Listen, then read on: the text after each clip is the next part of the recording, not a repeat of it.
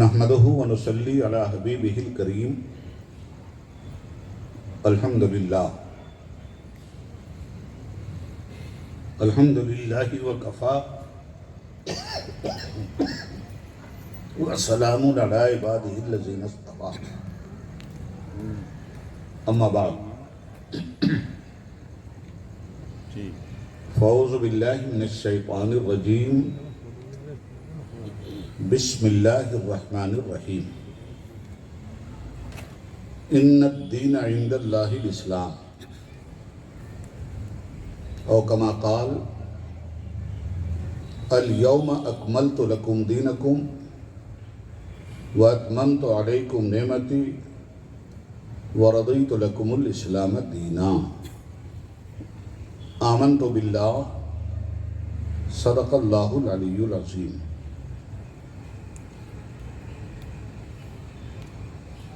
سرپرست اجلاس داعی اسلام حضرت علامہ شیخ الحاج ابو سعید صاحب دامت برکاتہم العالیہ،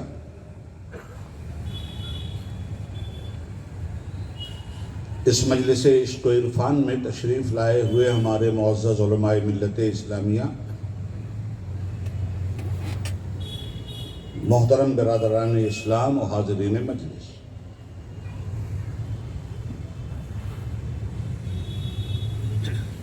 قبل اس کے کہ اپنے موضوع پہ گفتگو کی سعادت حاصل کروں،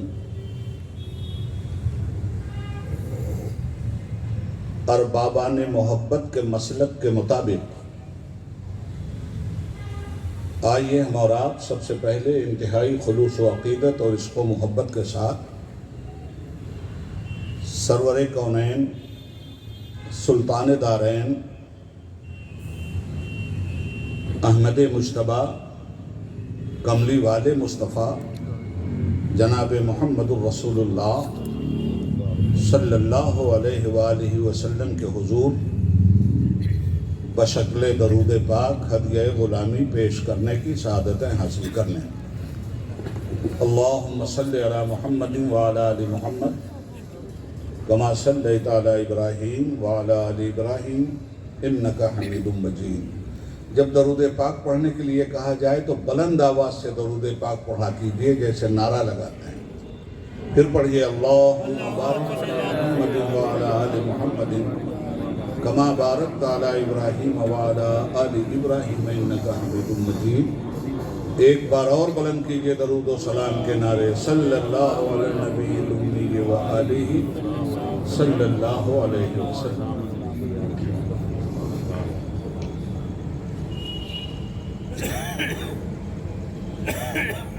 حمد و ثنا ہو تیری کون و مکان والے، اے رب ہر دو عالم دونوں جہان والے۔ تو سب پہ مہرباں ہے رحمان نام تیرا، بندے ہیں تجھ پہ قرباں رحمت کی شان والے۔ میں سورہ فاتحہ کا ترجمہ پڑھ رہا ہوں۔ حمد و ثنا ہو تیری کون و مکان والے، اے رب ہر دو عالم دونوں جہان والے۔ تو سب پہ مہرباں ہے رحمان نام تیرا، بندے ہیں تجھ پہ قرباں رحمت کی شان والے۔ یوم جزا کے مالک خالق ہمارا تو ہے، یوم جزا کے مالک خالق ہمارا تو ہے، سجدے ہیں تجھ کو کرتے تیری ہی آرزو ہے۔ امداد چاہیں تجھ سے سب کا سہارا تو ہے، امداد چاہیں تجھ سے سب کا سہارا تو ہے، بس تیری بارگاہ میں اپنی ایک آرزو ہے۔ رستہ دکھا دے سیدھا رستہ دکھانے والے، رستہ چلا دے سیدھا رستہ چلانے والے۔ وہ راستہ چلا تو پروردگار عالم، یا وہ راستہ دکھا تو پروردگار عالم، جس پر چلا کیے ہیں پرہیزگار عالم۔ نعمت تھی جن کو ملتی تجھ سے نگار عالم، اور نام جن کا اب تک ہے یادگار عالم۔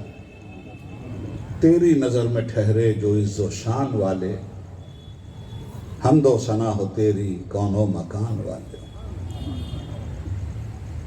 گمراہ ہوئے جو تجھ سے اے صاحب زمانہ، عاجز عبید کو تو ان کی نہ رہ چلانا، کر رحم اتنا اب تو اے قادر توانا، مقبول یہ دعا ہو اے لا مکان والے، حمد و ثنا ہو تیری کون و مکان والے، اے رب ہر دو عالم دونوں جہان والے۔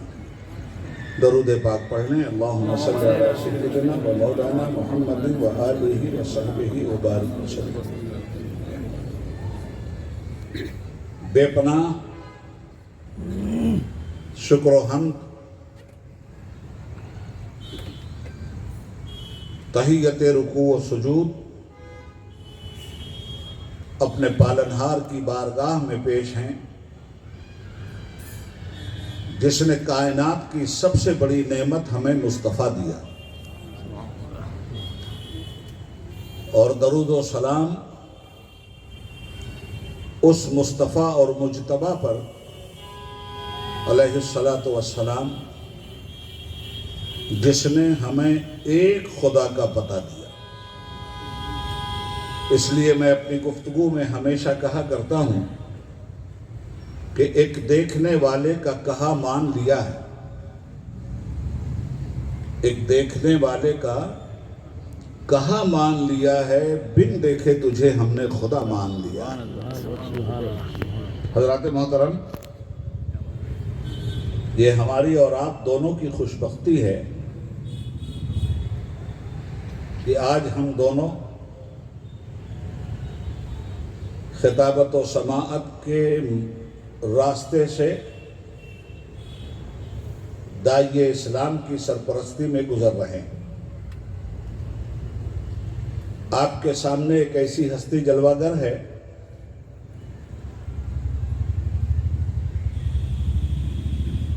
جو اس ہوشربا دور میں طلب ہدایت و صداقت کے لیے مسلمانوں کے لیے مینار نور کا کام کرتی ہے۔ اللہ رب العزت داعی اسلام کا سایہ ملت اسلامیہ پہ قادر قائم رکھے، اور ان کے ذریعے علوم اسلامیہ کی جو نشر و اشاعت ہو رہی ہے، جسم کی تطہیر کے ساتھ روح کی پاکیزگی کا جو سامان خانقاہ عارفیہ میں وہ انسانیت کو مہیا کروا رہے ہیں، اللہ رب العالمین کی بارگاہ میں یہ دعا ہے کہ اللہم زد فزد۔ ان چند تمہیدی کلمات کے بعد مولانا محفوظ ادھر آ جاؤ۔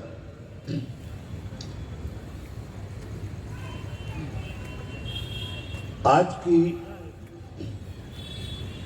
اس مہذب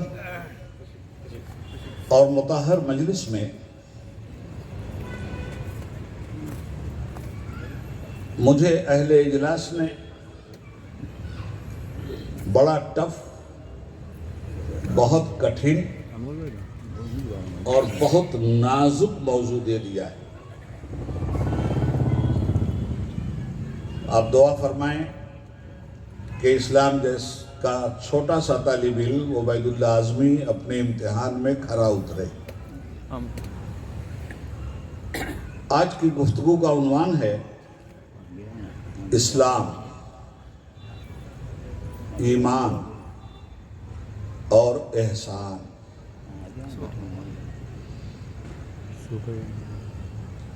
ہم خطابت کے جوش میں آپ کی فکر کو نہیں بہوائیں گے، بلکہ ایفام و تفہیم کی منزل میں سمجھنے اور سمجھانے سے کام لیں گے، تاکہ ایک ایک فرد بشر کی سمجھ میں وہ باتیں آسانی سے آ جائیں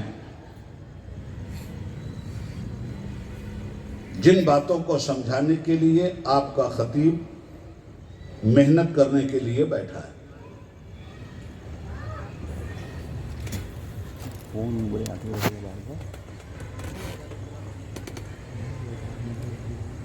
اسلام سے وابستہ لوگوں کو مسلمین کہتے ہیں، ایمان سے وابستہ لوگوں کو مومنین کا نام دیا گیا ہے اور احسان سے وابستہ لوگوں کو محسنین کا نام قرآن کریم نے دیا ہے۔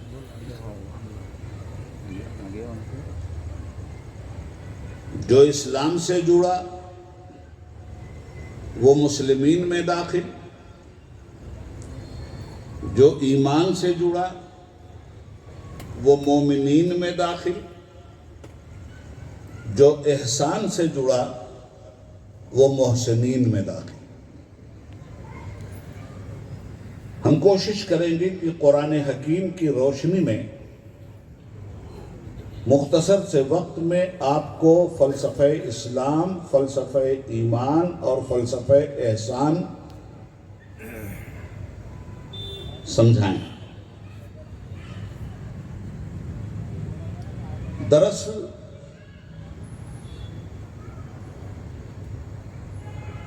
دین کی جو ڈیفینیشن قرآن کریم نے بیان کی ہے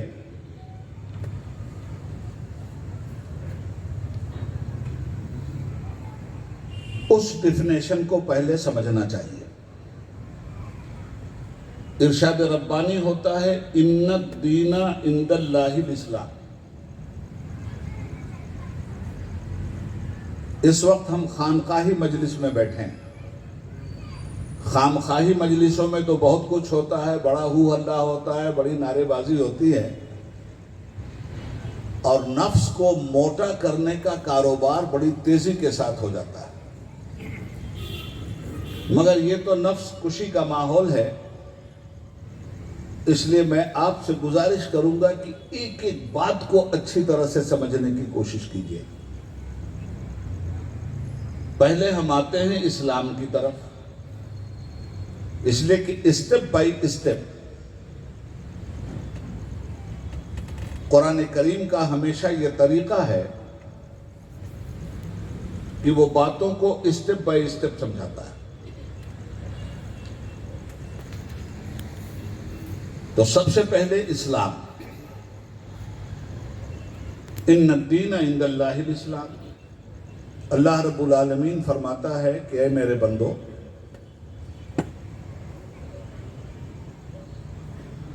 میں نے تمہیں جو دین عطا کیا ہے اس کا نام اسلام ہے۔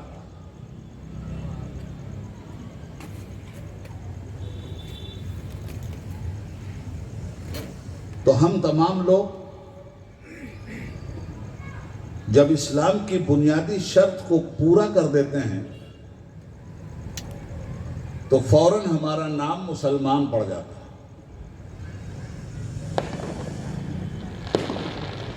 اسلام کسی کی ذات سے وابستہ دین کا نام نہیں۔ دنیا میں جتنے بھی مذاہب باطلہ اس وقت پائے جاتے ہیں، آپ ان پر غور کیجئے گا تو آپ کو پتہ چلے گا کہ وہ کسی نہ کسی کی ذات سے وابستہ ہیں یا کسی نہ کسی ملک سے وابستہ ہیں۔ ہندوازم کو لے لیجئے، عیسائیت کو لے لیجئے، یہودیت کو لے لیجئے، بودھزم کو لے لیجئے۔ ایک مذہب چلا بودھ کے نام پر، ایک مذہب چل رہا ہے ہندوتوا کے نام پر، ایک مذہب چلایا گیا حضرت عیسیٰ علیہ السلام کے نام پر، ایک مذہب چلا یہودا کے نام پر۔ عیسیٰ علیہ السلام اسلام لائے تھے، عیسائیت نہیں لائے تھے، اور موسیٰ علیہ السلام بھی اسلام لائے تھے، یہودیت نہیں لائے تھے۔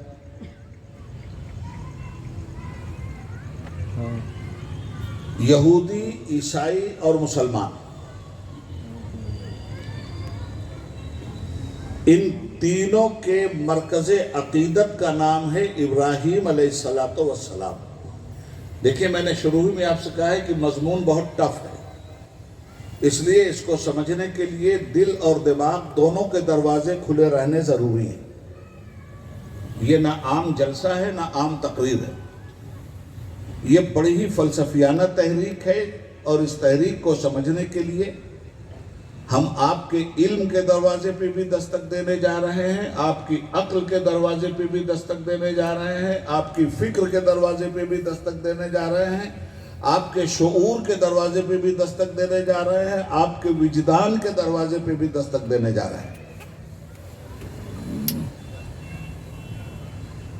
عیسائیوں، یہودیوں اور مسلمانوں کے مرکز عقیدت کا نام ہے سیدنا ابراہیم علیہ السلام۔ ابراہیم علیہ السلام پہلے ہیں، یہودیت بعد میں آئی ہے۔ ابراہیم علیہ السلام پہلے ہیں، عیسائیت بعد میں آئی۔ انجیل، زبور اور قرآن، توریت، یہ ہیں آسمانی کتابیں، اور انہی آسمانی کتابوں کو تحریف کے ساتھ عیسائی اور یہودی قبول کیے بیٹھے ہیں، اور ایک لفظ کے تبدیلی کے بغیر قرآن کریم کو مسلمانوں نے قبول کیا ہے۔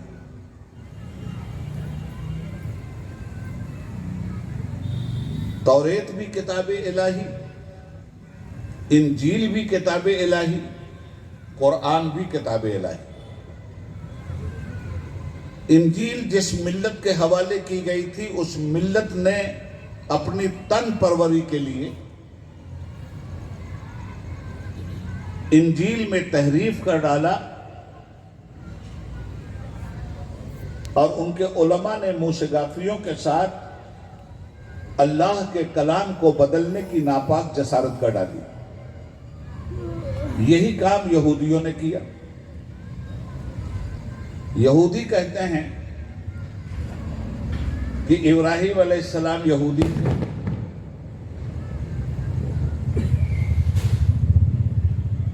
عیسائی کہتے ہیں کہ وہ عیسائی تھے، ہم مسلمان کہتے ہیں کہ وہ مسلمان تھے۔ اس فرق کو بھی سمجھیے۔ یہودا تو پیدا ہوا یعقوب علیہ السلام کے بیٹے کی شکل میں، اور یعقوب علیہ السلام کے باپ اسحاق علیہ السلام، اور اسحاق علیہ السلام کے والد ابراہیم علیہ السلام۔ تو ابراہیم علیہ السلام سے ہم نے دین کو اخذ کیا۔ جتنے بھی پیغمبران اعظام اس دنیا میں آئے، اس بات کو یاد رکھیے گا کہ آدم علیہ السلام سے لے کر خاتم علیہ السلام تک ہر نبی کا دین ایک ہی رہا ہے، اسلام۔ اسلام کا آغاز انسانی دنیا میں انسانیت کی ہدایت کے لیے سب سے پہلے نبی حضرت آدم علیہ السلام سے ہوتا ہے، اور اسلام کی تکمیل سب سے آخری نبی خاتم النبیین رحمت للعالمین صلی اللہ علیہ وسلم پر ہوتی ہے۔ ہر نبی کی دعوت اسلام ہمیشہ ایک رہی، اللہ کی وحدانیت، نبی کی رسالت، اور ما بعد الموت، آخرت میں اللہ کا فیصلہ۔ 1,24,000 کم و بیش انبیاء کرام اس دنیا میں تشریف لائے، ہر نبی کی دعوت صرف ایک رہی، اور ہر نبی کے مقابلے میں باطل ذہنیت اس دعوت ایک و یکتا کو مٹانے کے لیے درپے آزار رہی، یہاں تک کہ کسی نبی کو قتل کر دیا گیا۔ وَيَقْتُلُونَ النَّبِيِّينَ بِغَيْرِ الْحَقِّ، کسی کو آرے سے چیر دیا گیا۔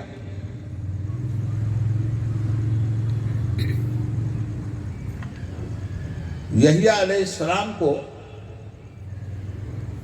ایک طوائف کے کہنے پر وقت کے بادشاہ نے ان کا سر کاٹ کر اس کے سامنے ناشتے کی میز پر رکھ دیا۔ تو دین اسلام کی پرورش کرنے والے ان داعیان اسلام نے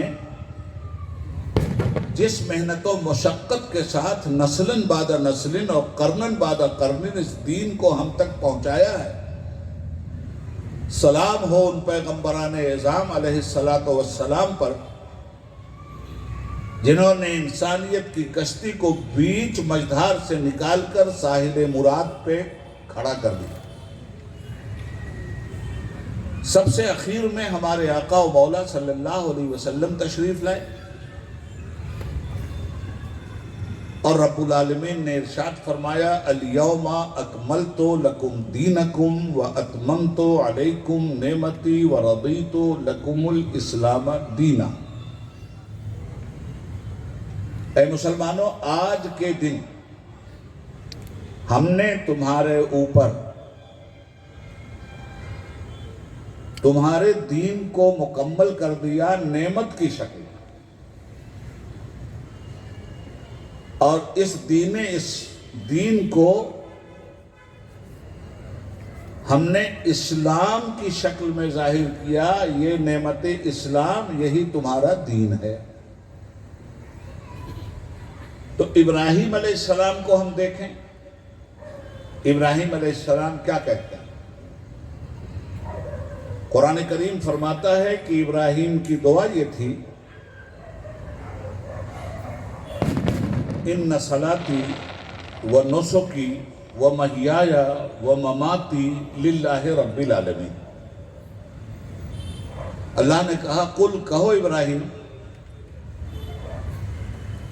ہماری تمام مراسم عبودیت، عبادت کی ہر رسم، چاہے وہ قربانی کی شکل میں ہو، چاہے وہ نماز کی شکل میں ہو، چاہے وہ حرام کو چھوڑ کر حلال کے لیے محنت کرنے کی شکل میں ہو، قانون الہی سے بغاوت کی جتنی شکلیں ہیں، سب کو 3 طلاق دے کر اپنے نفس امارہ کو ذبح کر کے ہم اعلان کرتے ہیں کہ ہماری تمام مراسم عبودیت ہمارے پروردگار کے لیے۔ ان صلاتی و نسکی و محیای و مماتی للہ رب العالمین، جو ساری کائنات کا پالنہار ہے۔ یہ ہے ابراہیم علیہ السلام کا عقیدہ۔ وَبِذَلِكَ أُمِرْتُ، اللہ نے ہمیں اسی کا حکم دیا ہے۔ وَأَنَا أَوَّلُ الْمُسْلِمِينَ، اور ہم سب سے پہلے مسلمان ہیں۔ اسی اسلام کو قبول کرنے والے کا نام مسلمان ہے، جو ملت ابراہیم ہے۔ اور قرآن کریم کہتا ہے ملت ابیکم ابراہیم، اے مسلمانوں تم ابراہیم کی ملت۔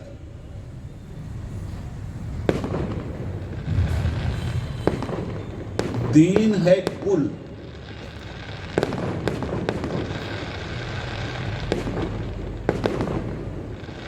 اس دین کو پہچان کا نام ہے اسلام۔ اب اسلام آدمی قبول کیسے کرتا ہے؟ آپ سب جانتے ہیں، لا الہ الا اللہ محمد الرسول اللہ پڑھ لیا، دل سے اقرار، تصدیق بالقلب و اقرار باللسان۔ اکثر ہمارے لوگ پڑھتے ہیں اقرار باللسان و تصدیق بالقلب، مگر میں اس نقطے کو آپ کو سمجھانا چاہتا ہوں کہ یوں نہیں پڑھنا چاہیے۔ پڑھنا یوں چاہیے کہ تصدیق بالقلب و اقرار باللسان۔ کیوں؟ دل جب کسی چیز کی تصدیق کر لیتا ہے تب زبان سے اس کا اظہار کرتا ہے۔ جب تک دل کسی چیز کو تسلیم نہیں کرتا زبان سے اس کا اظہار کرتا ہی نہیں۔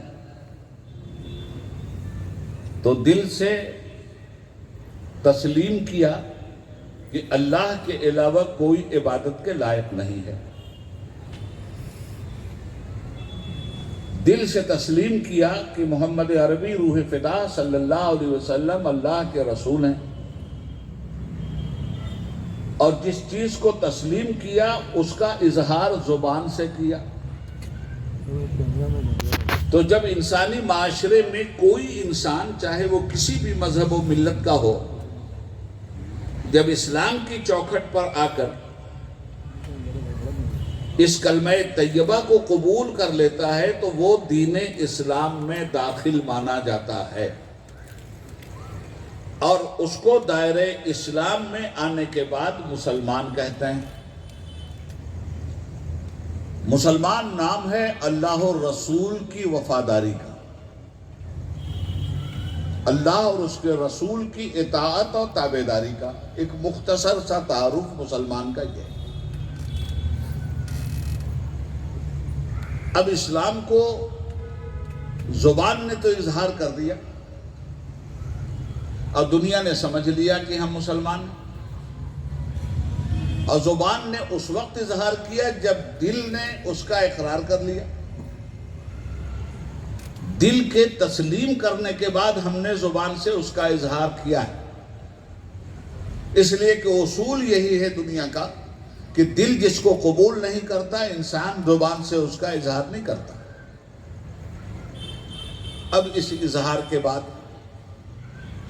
کرنا کیا ہے؟ پھر اس اسلام کا ہم سے مطالبہ کیا ہے؟ اس کلمے کو ہم نے پڑھا، ہم ہیں مسلمان۔ جس نے انکار کیا وہ ہے کافر۔ تو مسلمان کا عقیدہ یہ ہے کہ مسلمان جائے گا جنت میں اور کافر جائے گا جہنم میں۔ تو بھائی وہ جہنم میں کیوں جائے گا اور آپ جنت میں کیوں جائیں گے؟ دو آنکھیں آپ کے پاس ہیں تو دو آنکھیں تو اس کے پاس بھی ہیں۔ ایسا تو نہیں کہ اس کے پاس دو آنکھ ہے اور آپ کے پاس چار آنکھ ہے۔ ایسا تو نہیں کہ آپ کے پاس چار کان ہے اور اس کے پاس دو کان ہے۔ ایسا تو نہیں کہ آپ ہی صرف کالے گورے ہیں، وہ کالا گورا نہیں ہے۔ تو آخر وہ کون سی چیز کافر اور مسلم میں فرق پیدا کر دیتی ہے جس کی وجہ سے مسلمان کے لیے جنت اور کافر کے لیے جہنم مقدر بن گیا؟ یہ کپڑوں کے لباس کا فرق نہیں ہے، یہ زبان اور ملک کا بھی فرق نہیں ہے، یہ فرق ہے اسلام کو قبول کرنے اور اسلام کو قبول نہ کرنے کا فرق۔ اسلام کو قبول جس نے کیا اس نے خدا کی اطاعت اور خدا کی بندگی کا اقرار کیا، اور اسلام کو جس نے نہیں قبول کیا اس نے خدا کی عبادت اور خدا کی اطاعت کا انکار کیا۔ اس انکار کی بنیاد پر اس کا مقدر جہنم ٹھہرا اور اس اقرار کی بنیاد پر آپ کا مقدر جنت ٹھہری۔ یہ بڑی عام سی بات میں آپ کے سامنے رکھ رہا ہوں جو بہت آسانی سے آپ کی سمجھ میں آ جائے گی۔ تو اب اسلام پہچانا کیسے جائے؟ صرف زبان سے آپ نے کلمہ پڑھ لیا اور دل سے تسلیم کر لیا تو زبان کا ہمیں تو اعتبار ہو گیا، فقہی اور قانونی اسلام کے اندر تو آپ مسلمان ہو گئے، آپ کی زبان پہ اعتبار کر لیا گیا، اور اب مسلم معاشرے کا آپ ایک حصہ بن گئے، قانون وراثت میں بھی آپ کا دخل ہو گیا، مسلمانوں کے جو حقوق ہیں ان میں بھی آپ کی بھاگیداری ہو گئی، مسلمانوں کے قبرستان میں بھی آپ کی انٹری ہو گئی، مسلمانوں کی مسجد کے اندر بھی آپ کی انٹری ہو گئی، اس لیے کہ دنیا نے سن لیا کہ آپ نے زبان سے اقرار اسلام کر لیا، مگر وہ جو دل کی بات ہے کہ دل سے آپ نے تسلیم کیا، تو آپ نے دل سے تسلیم کیا کہ نہیں کیا یہ ہمیں کیا معلوم، یہ زمانے کو کیا معلوم۔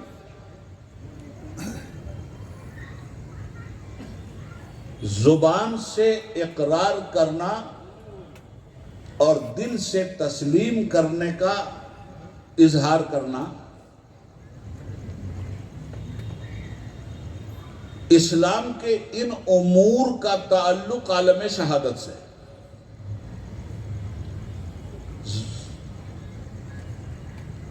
زندگی سے لے کر موت تک میں عالم شہادت، یہ عالم شہادت، اور اس عالم شہادت میں آپ اسلام کا اظہار کر رہے ہیں۔ اب ذرا دل کی کیفیت کو دیکھا جائے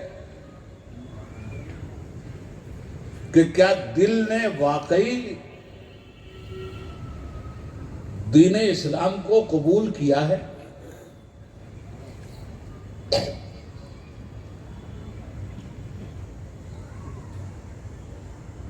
تو زبان اور دل میں زمین و آسمان کا فرق دکھلائی دیتا ہے۔ مثال کے طور پر ہم کہتے ہیں صاحب اللہ ہمارا رازق ہے، اللہ جو کرتا ہے بہتر کرتا ہے، اور جب رزق کی کمی ہوئی تو کیا دل اس وقت بھی اسی کیفیت کے ساتھ اس بات کو قبول کرتا ہے؟ جب آدمی شکوہ کرنے لگتا ہے تو کیا دل کی وہی کیفیت ہوتی ہے جس میں انسان نے کہا کہ اللہ ہمارا رازق ہے، اللہ جو کرتا ہے بہتر کرتا ہے؟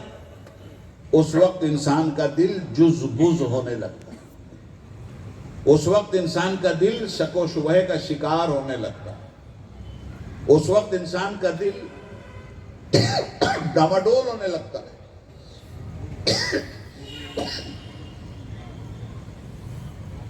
تو اب پتہ کیسے چلے گا کہ اس انسان نے ایک اسٹیپ سے آگے بڑھ کے دوسرے اسٹیپ کو قبول کر لیا ہے؟ دل جہاں ڈاماڈول ہو جائے، زبان کے اقرار سے اسلام تو تسلیم کر لیا جائے گا، مگر دل کے ڈاماڈول ہونے کے بعد ایمان تسلیم نہیں کیا جا سکتا۔ احسان تو اس کے اوپر کی چیز ہے۔ اسلام آپ نے قبول کیا تو رب العالمین نے چند ضروری چیزیں آپ پر فرض کر دی۔ کچھ فرائض آپ پر فرض ہوئے، کچھ واجبات آپ پر فرض ہوئے، کچھ سنتوں کی پابندی آپ کے ہاں آئی، کچھ نوافل آپ کے سامنے آئے، رمضان کا روزہ آیا، بیت اللہ کا حج آیا، 5 وقتہ نمازیں آئیں، صاحبان مال پر زکوٰۃ فرض ہوئی، حرام سے بچنے کا حکم ہوا، حلال روزی کی ترغیب ہوئی، برائیوں سے روکا گیا، بھلائیوں کو پھیلانے کا شوق دلایا گیا۔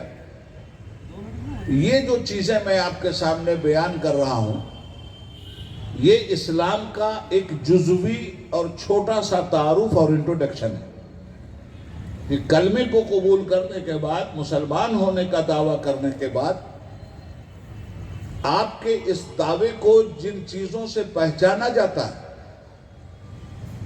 وہ چیزیں نماز و روزہ، حج و زکوٰۃ ہیں، صدقات و نوافل ہیں، نیکیاں اور حسنات ہیں، برائیوں اور بے حیائیوں سے بچنا ہے۔ ان تمام امور کو جو مسلمان ہونے کی حیثیت سے اپنے عمل میں لاتا ہے اور یہ اعمال دکھائی دیتے ہیں، وہ مسلمان ہے۔ مگر کیا وہ مومن بھی ہے؟ یاد رکھیے گا، کہ جو مسلمان ہے ضروری نہیں ہے کہ وہ مومن بھی ہو. ہاں مومن کے لیے یہ ضروری ہے کہ وہ مسلمان بھی ہو. اور جو صاحب ایمان ہے وہ ضروری نہیں کہ محسن بھی ہو، صاحب احسان بھی ہو. ہاں جو صاحب احسان ہے وہ مومن بھی ہے، مسلم بھی ہے، صاحب احسان بھی ہے. یہ میں نے شروع میں آپ سے کہا بہت ٹھیٹ فلسفہ ہے. اب ہم سب مسلمان ہیں.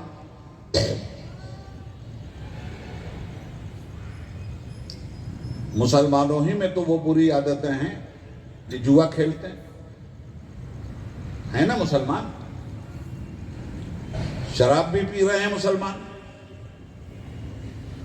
زناکاری بھی کر رہے ہیں مسلمان، ڈکیتی بھی ڈال رہے ہیں مسلمان، پڑوسی کا حق بھی مار رہے ہیں مسلمان، علم سے دور رہ کر جہالت اور غباوت کے سمندر میں بھی غرق ہیں مسلمان، حقدار کا حق غصب کرنے والے بھی ہیں مسلمان. کیا مسلمانوں کی بہت بڑی اکثریت ان برائیوں کا لباس نہیں پہنے ہوئے؟ میں چھپی بات تو کر نہیں رہا ہوں، چھپی بات کر رہا ہوں. تو ڈاکو بھی اور مسلمان بھی، چور بھی اور مسلمان بھی، زناکار بھی اور مسلمان بھی. ہاں یہ مسلمان مانا جائے گا اس لیے کہ اس نے کلمہ پڑھا ہے، زبان سے اس نے اقرار کیا ہے، زبان سے اظہار کیا ہے، دل سے تسلیم کیا ہے. مگر اب یہی وہ منزل آتی ہے کہ کیا جس وقت وہ چوری کر رہا ہے، ڈکیتی ڈال رہا ہے، زناکاری کر رہا ہے، حرام کھا رہا ہے، سودی کاروبار کر رہا ہے، اس وقت جو اس نے کہا تھا کہ میں نے دل سے تسلیم کیا، کیا یہ دل سے تسلیم کرنے والی بات ہے؟ مگر فقہی اور قانونی ماحول میں وہ چوری کرے، ڈکیتی کرے، برائی کرے، بے حیائی کرے، کچھ بھی کرے، اگر وہ اللہ کی وحدانیت کا قائل ہے، اگر وہ رسول کی رسالت کا قائل ہے، اگر وہ قیامت کے دن کا قائل ہے، اللہ کی جزا و سزا کا قائل ہے، تو وہ لاکھ ان برائیوں سے متصف ہو، اس کو بہرحال فقہی اعتبار سے مسلمان ہی کہا جائے گا، اس پر کفر کا فتویٰ نہیں لگایا جائے گا. مگر یاد رکھیے گا اس بات کو کہ یہ تو قانونی اسلام ہے. اسی قانونی اسلام کے مقابلے میں حقیقی اسلام بھی ہے. اس قانونی اسلام میں تو آپ چوری ڈکیتی کرنے کے بعد بھی وراثت کا حق حاصل کر رہے ہیں. اس قانونی اور فقہی اسلام کے تحت تو آپ ہر وہ چیز حاصل کر رہے ہیں جو مسلم پریسیڈنٹ اللہ کے تھرو آپ تک پہنچتی ہے، ہر فائدہ آپ حاصل کر رہے ہیں. مگر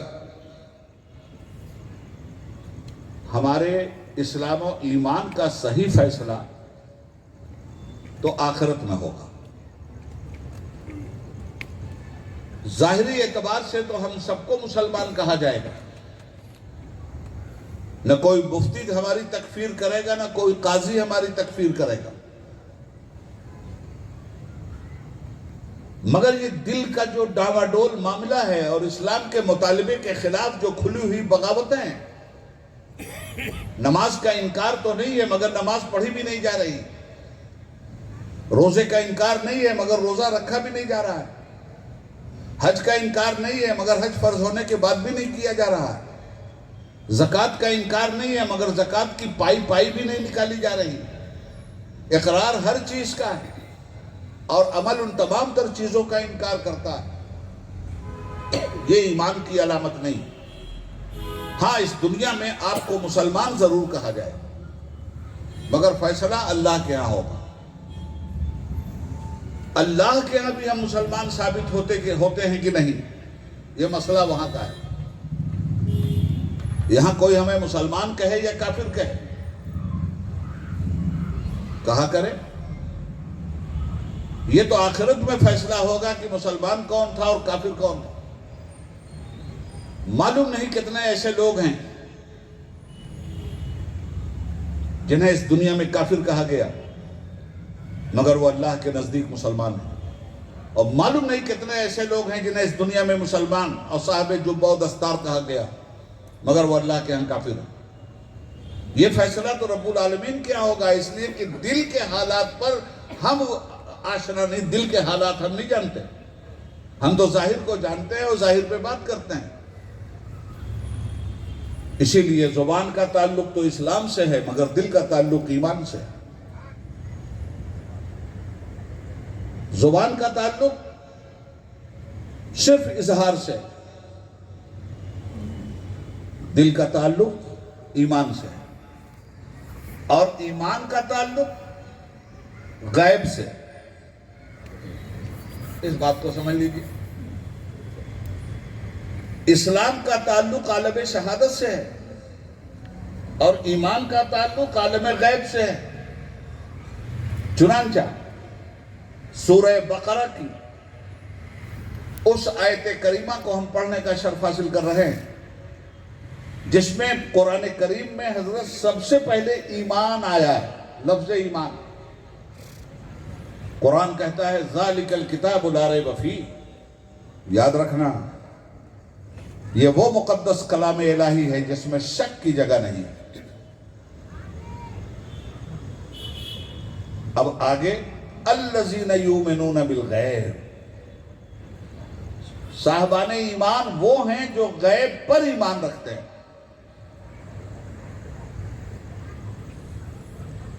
الذین یؤمنون بالغیب، ایمان انہیں حاصل ہے جو چھپی ہوئی چیزوں پہ ایمان رکھتے ہیں، یقین رکھتے ہیں. ھدی للمتقین، ہدایت ایسے ہی پرہیزگاروں کے لیے ہے.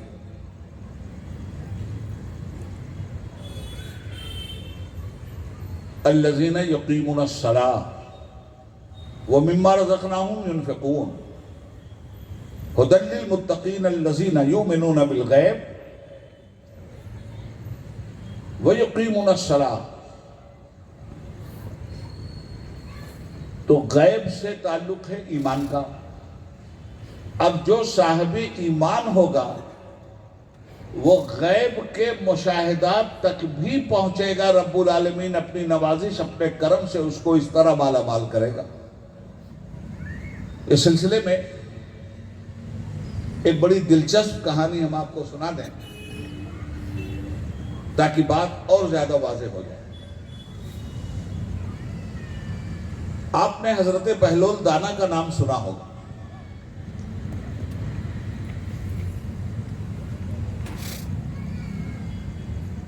عباسی سلطنت تھی بغداد میں. ہارون رشید بادشاہ کا زمانہ تھا. بہلول دانا ایک مجذوب تھے، ایک فقیر تھے، ایک درویش تھے. ایک دن بادشاہ وقت اور ان کی بیگم زبیدہ خاتون، ان کی سواری دریائے دجلہ کے کنارے سے گزری تو دیکھا کہ ایک فقیر مست مے الست زمین پہ بیٹھا ہے اور مٹی کے کچھ گھروندے بنا رہا ہے، مٹی کے گھر. زبیدہ نے کہا سواری روکو. اتر کے پوچھا بابا کیا بنا رہے ہو؟ کہا جنت کا محل بنا رہا ہوں. تو زبیدہ نے کہا بابا بیچتے بھی ہیں کیا اس کو؟ کہا میرا تو کاروبار یہی، بیچتا ہوں. کہا بابا کیا قیمت ہے جنت کے محل کی؟ کہا بیٹی 10 دینار. 10 دینار زبیدہ نے دیا اور بہلول دانا نے مٹی کا ایک گھر توڑ دیا. کہا جاؤ تمہارا محل ہو. اب جو میاں بی بی آگے چلے تو بادشاہ نے بی بی کی کمقلی کا رونا شروع کر دیا اور رستے بھر تمسخر اور مذاق کے موڈ میں شہنشاہ وقت رہا. کیا ناقص العقل عورتیں ہوتی ہیں. مٹی کا گھر ہوتا جنت کا محل، اور وہ پگلے کے ساتھ اتنا بڑا سودا. اس پگلے نے کیا کیا ہے؟ ارے خود رکھ لیتا 10 دینار تو اس کے کام بھی آتا، کسی غریب کو دے دیتا تو اس کا کام بھی چل جاتا. پگلوا نے تو یہ کیا کہ 10 دینار لیا اور دریائے دجلہ میں پھینک دیا. زبیدہ نے کہا حضور پیسہ میرا تھا، فیصلہ میں نے لیا ہے، آپ کب تک مذاق اڑائیں؟ پہنچ گئے محل، رات ہوئی، میاں بیوی سو گئے۔ رات میں بادشاہ نے خواب دیکھا کہ بہت شاندار محل ہے اور بہت بڑا باغ ہے، اور لوگوں اور وہاں یہ لکھا ہوا ہے کہ یہ جنت ہے۔ بادشاہ اپنے محل سے بڑھیا محل دیکھیں تو حسن، اپنی طاقت سے بڑی طاقت دیکھیں تو حسن۔ اب یہ بہت پریشان، آگے بڑھے کہ ذرا نزدیک سے اس محل کو دیکھوں، تو نزدیک پہنچے تو لکھا تھا ھذا بیت الزبیدہ، یہ زبیدہ کا محل ہے۔ زبیدہ کا محل ہے تو یہ بڑھے، بولے تو میری بیوی کا ہے۔ جو ہی مین دروازے پہ پہنچے دربانوں نے روک دیا، خبردار رک جاؤ۔ کہا بھائی صاحب کیوں روک رہے ہیں؟ تو میری بیوی کا محل ہے۔ کہا یہ آخرت ہے، یہاں بیوی اور شوہر اور بیٹی اور بیٹا نہیں دیکھے جاتے، جس کا عمل اس کا انجام۔ یہ بیوی کا تو ہے محل آپ کا نہیں ہے۔ محروم ہو کے واپس چلے، آنکھ کھل گئی، خواب بکھر گیا۔ بیوی کو خواب سنایا، اور صبح اب بادشاہ کو اپنی کچہری کی فکر نہیں تھی، اسی مجذوب و فقیر کی فکر تھی۔ پہنچے تو بادشاہ نے کہا بابا بنا رہے تھے؟ کہا بابا کیا بنا رہے ہیں؟ کہا جنت کا محل۔ کہا بابا بیچتے ہیں؟ کہا بالکل۔ کہا بابا ایک میں بھی خریدنا چاہتا ہوں۔ کہا خرید لو، یہاں تو بازار لگی ہوئی ہے۔ کہا بابا کیا قیمت ہے؟ فرمایا 10,000 دینار۔ بادشاہ کی پیشانی پہ تو بل آیا۔ کہا حضور 24 گھنٹے میں مال اتنا مہنگا ہو گیا؟ کل میری بیوی کو آپ نے 10 دینار میں دیا تھا اور آج 10,000 کی بات؟ تو مسکرائے حضرت بہلول دانا، ایک نظر آسمان کی طرف اٹھایا اور فطرت کے نقیب نے آواز دیا، دیوانے کی نظروں کو جہاں دیکھ رہا ہے، دیوانہ خدا جانے کہاں دیکھ رہا ہے۔ سبحان اللہ، سبحان اللہ۔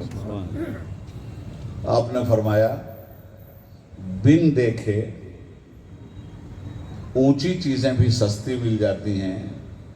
ہارون، زبیدہ نے کل مجھ سے سودا کیا تھا تو بن دیکھے کیا تھا، غیب پہ ایمان لا کر کے کیا تھا،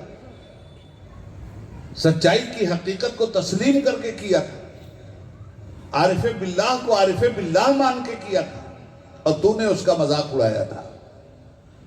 آج تو جو سودا کرنے آیا ہے، تجھے 10,000 دینار اس لیے دینا ہوگا کہ تو محل دیکھ کے آیا ہے،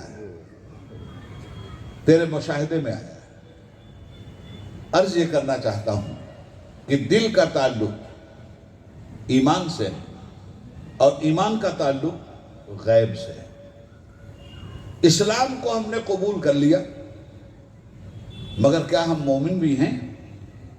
تمام برائیوں کے بعد بھی ہماری جنازہ پڑھی، ہمارا جنازہ پڑھا جائے گا، اس لیے کہ ہم نے کلمہ پڑھا ہے اور دنیا نے سنا ہے۔ تمام برائیوں کے بعد بھی ہمارے ساتھ وہی سارے مراسم ادا کیے جائیں گے جو ایک مسلم معاشرے کے ساتھ کیا جاتا ہے، مگر یہ بھی سچائی ہے کہ ہم ڈاکو بھی تھے، ہم چور بھی تھے، ہم برے بھی تھے، ہم بے حیا بھی تھے۔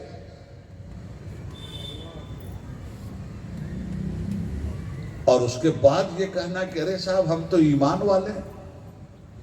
ایمان اور اسلام کے فرق کو سمجھیے، مومن اور مسلم کے فرق کو سمجھیے۔ مسلم کے لیے ضروری نہیں ہے کہ وہ مومن بھی ہو، مومن بننے کے لیے کچھ اور کرنا پڑتا ہے۔ قرآن کریم میں 26ویں پارے میں سورہ حجرات آئی، ایک آیت کریمہ پڑھنے کا شرف حاصل کرتا ہوں۔ رسول پاک کی بارگاہ میں کچھ آراب آئے، دیہاتی مسلمان ہوئے، حضور کے ہاتھ پہ مسلمان ہوئے، اور مسلمان ہونے کے بعد قرآن کی زبان میں سنیے انہوں نے کیا کہا۔ بسم اللہ الرحمن الرحیم۔ قالت الاعراب آمنا، ان دیہاتیوں نے کہا کہ ہم ایمان لائے ہیں۔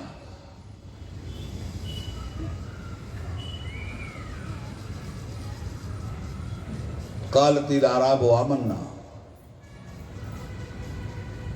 ہم ایمان لائے ہیں۔ قرآن کہتا ہے ان سے کہیے قل لم تؤمنوا ولكن قولوا اسلمنا، یہ کہتے ہیں ہم ایمان لائے ہیں، دعویٰ جھوٹا ہے ان کا۔ ان سے کہیے کہ تم ایمان نہیں لائے ہو، تم اسلام لائے ہو، اسلام تم نے قبول کیا ہے۔ وَلَمَّا يَدْخُلِ الْإِيمَانُ فِي قُلُوبِكُمْ، تمہارے دلوں میں ایمان تو ابھی اترا ہی نہیں ہے۔ آپ اس فرق کو سمجھ رہے ہیں؟ گنہگار مسلمان کلمہ پڑھنے کے بعد بھی گناہوں کی سزا بھگتے گا۔ زناکار مسلمان، جہنم کی وعید آئی ہے۔ سودخوار مسلمان،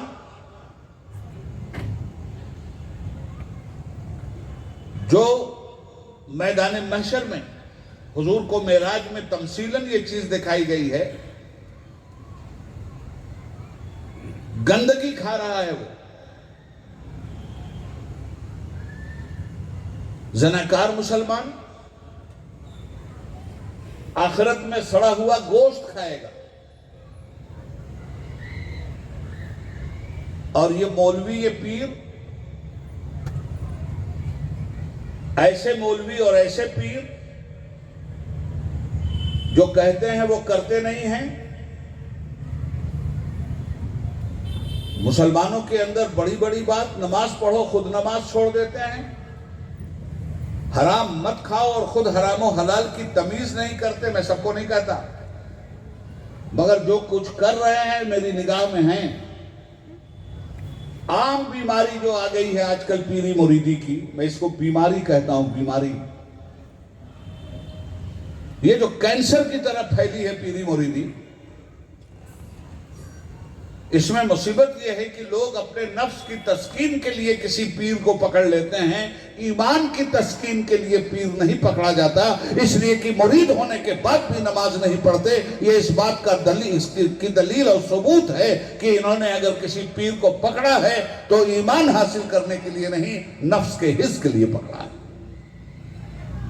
اور پیر صاحب کے پاس بھی لمبا رجسٹر ہوتا ہے، میرے 3 کروڑ مرید ہیں، میرے 3 لاکھ مرید ہیں، اور پیر صاحب کو یہ نہیں معلوم کہ ان 3 لاکھ میں جن سے نماز کا وعدہ لیا تھا کتنے نماز پڑھتے ہیں اور کتنے غارت کرتے ہیں۔ ہاں، ہوا میں اڑنے کی کرامت ان کی ضرور سنائی جاتی ہے۔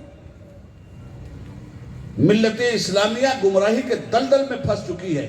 بہت پہلے مولا روم نے فرمایا تھا، اے بسا ابلیس آدم روئے ہست، پس بہر دستے نہ باید داد دست۔ اے لوگوں ہوشیار رہنا، تمہاری گلیوں میں ابلیس اب پیر کی شکل میں گھومنے لگا ہے۔ کسی کے ہاتھ میں دینا تو بہت سوچ سمجھ کے ہاتھ دینا، بہت پرکھ کر کے کسی کے ہاتھ میں ہاتھ دینا۔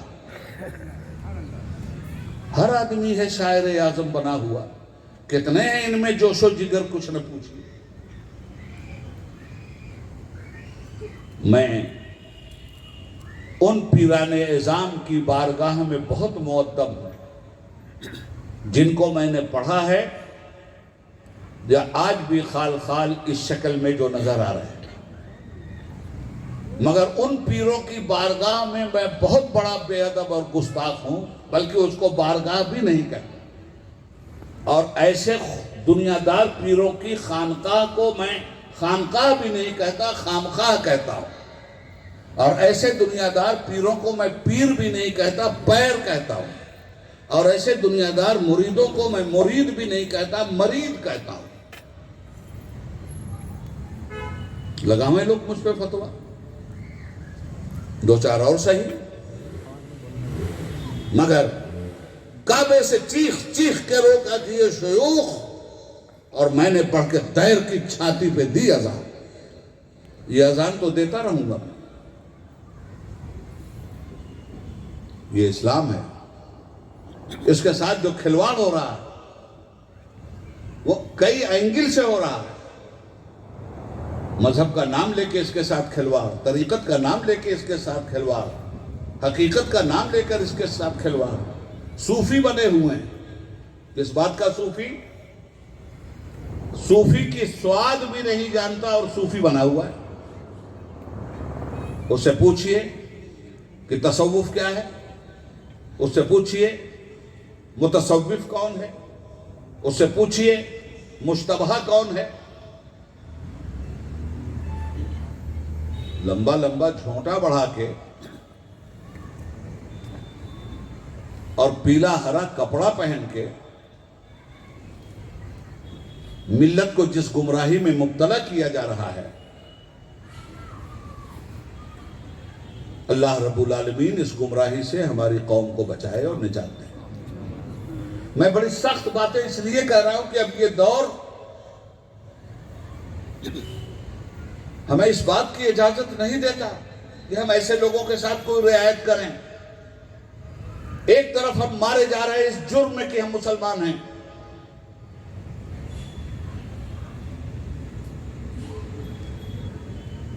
اور دوسری طرف ہم ایسی زندگی گزار رہے ہیں کہ کافر کہتا ہے کہ اگر اسی کا نام اسلام ہے اور مسلمان ہے تو ہم اس سے اچھے ہیں. یہ تانا آسمان کے نیچے اور زمین کے اوپر ہم سن رہے ہیں.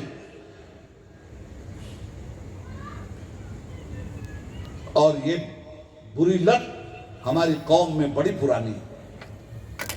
ایک یہودی کو ایک مسلمان نے پکڑا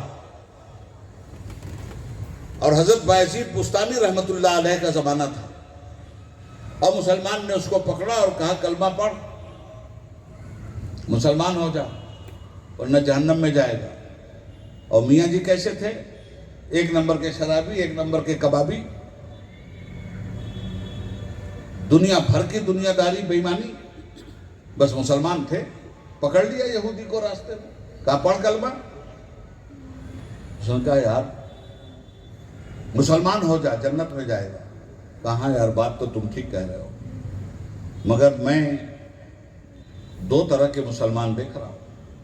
ایک تم ہو جو فقہی اور قانونی مسلمان ہو، اور ایک مسلمان بایزید بستامی بھی. تو بایزید بستامی اگر کہیں کلمہ پڑھ تب تو سمجھ میں آتا، اور تمہارے جیسے مسلمان سے تو میں یہودی ہی اچھا بھائی، میرا راستہ چھوڑو.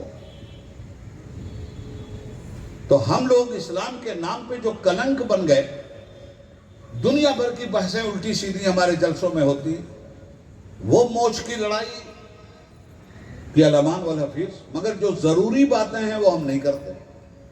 ہمیں سب سے پہلے مسلمانوں کو اسلام سمجھانا چاہیے، ایمان سمجھانا چاہیے، احسان سمجھانا چاہیے. باقی باتیں بات کی ہیں. اسلام سمجھا نہیں اور ٹناٹن سنی بنا ہوا ہے. اسلام سمجھا نہیں اور دوسرے کو پل پلا کہہ رہا ہے. یہ شہادت گہے الفت میں قدم رکھنا ہے. لوگ آسان سمجھتے ہیں مسلمان ہونا. یہ شہادت گہے الفت ہے اور محبت میں ذبح ہونا پڑتا ہے. اسلام کے لیے نفس کو ذبح کرنا پڑے گا. اسلام کے لیے بری عادت و اطوار کو ذبح کرنا پڑے گا.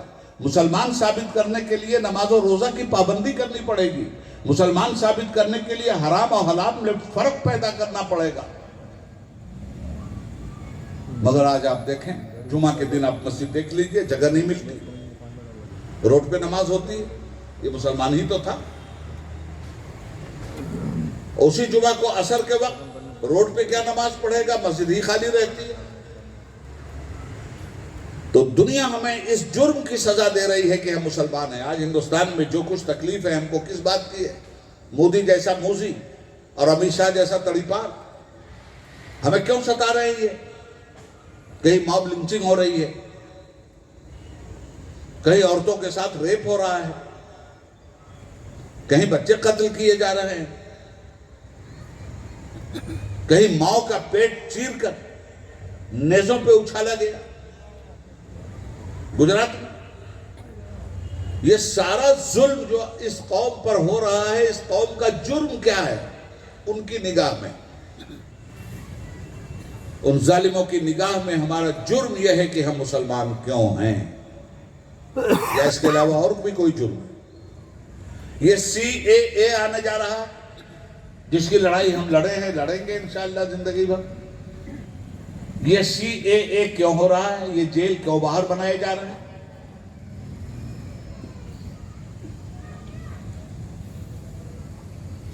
اس میں مسلمانوں کو بھرنے کی تیاری ہے۔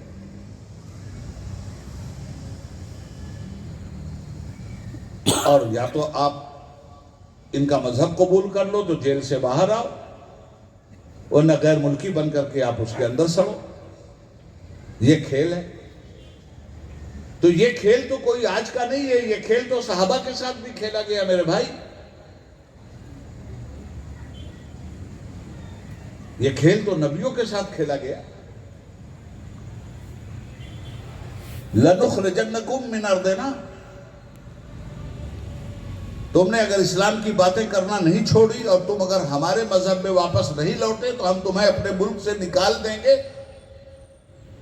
یہ تو انبیاء کرام سے کہا گیا، وہ بات آج آپ سے کہی جا رہی ہے۔ تو انہوں نے دین چھوڑا تھا یا ملک چھوڑا تھا؟ مکہ چھوڑا تھا، قرآن نہیں چھوڑا تھا۔ جائیدادیں چھوڑی تھیں، اسلام نہیں چھوڑا تھا۔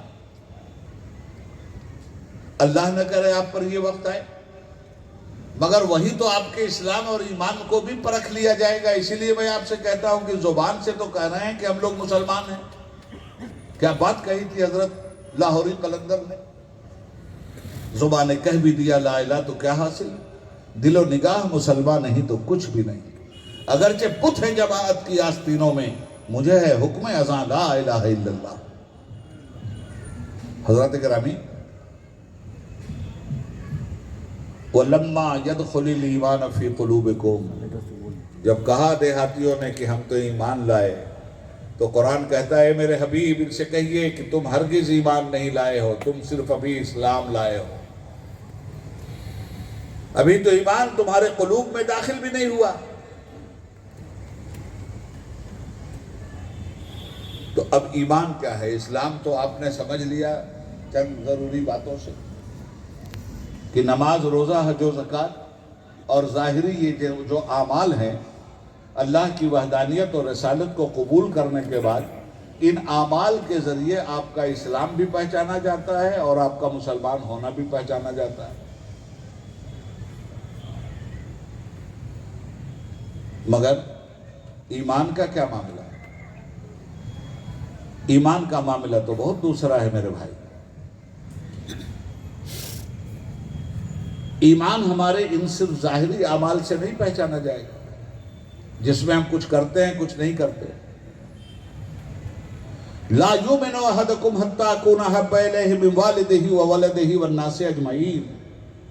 اللہ کے حبیب، زخم خوردہ انسانیت کے طبیب جناب محمد رسول اللہ صلی اللہ علیہ وآلہ وسلم نے ارشاد فرمایا کہ تم میں کوئی بھی مومن کامل اس وقت تک نہیں ہو سکتا جب تک اپنی جان، اپنے مال، اپنی اولاد اور سارے جہان سے زیادہ اپنے دل میں میری محبت کو وہ جگہ نہ دے دے۔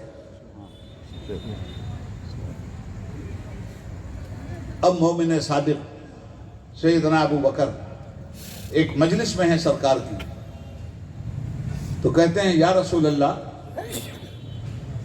مجھے اس دنیا کے اندر جتنی چیزیں ہیں ان میں صرف 3 چیزوں سے محبت ہے۔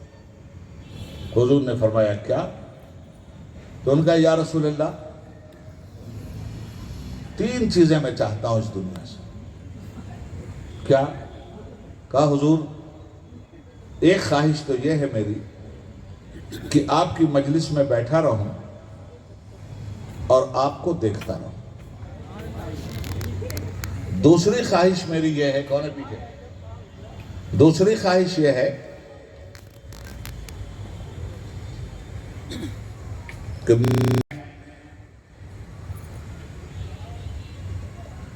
اپنا مال آپ کی مقدس ذات پر ہمیشہ خرچ کرتا رہوں۔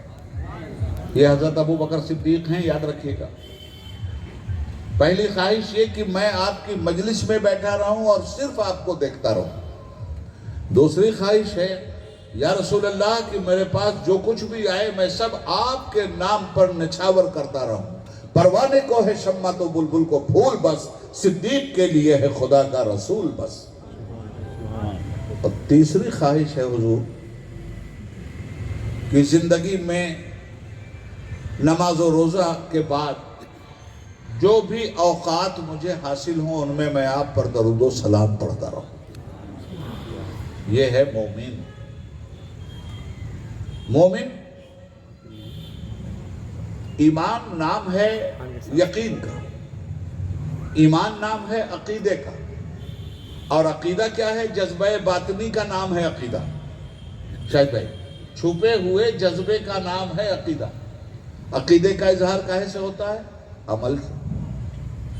چار آدمی ایک جگہ کھڑے ہیں، پتہ نہیں چلتا کہ ان کا عقیدہ کیا ہے۔ ایک ہی طرح کے لوگ ہیں نا۔ آج کل تو لوگ داڑھی رکھنے میں بھی شرماتے ہیں، تاکہ اسی سے پتہ چل جاتا کہ چار لوگوں میں ایک مسلمان بھی۔ بہرحال اللہ توفیق دے لوگوں کو۔ چار آدمی کھڑے ہیں ایک ہی طرح کے لباس میں، ایک ہی طرح کی وضاقتہ میں، چار، پتہ نہیں چل رہا ہے کہ ان میں مسلمان کون۔ ایک پڑوس کی مسجد سے آواز آئی، اللہ اکبر اللہ اکبر۔